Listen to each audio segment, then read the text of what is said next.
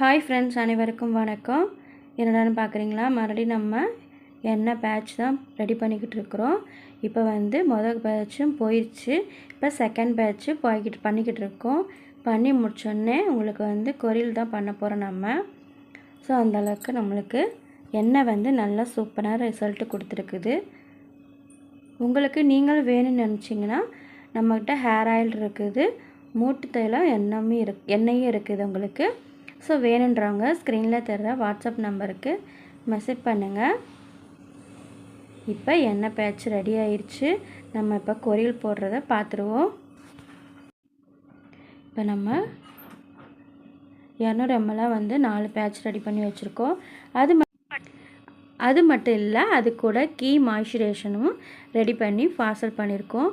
so hair oil, ghee moisturiser எல்லாமே ready பண்ணி இப்போ பேக் பண்ணிக்கிட்டு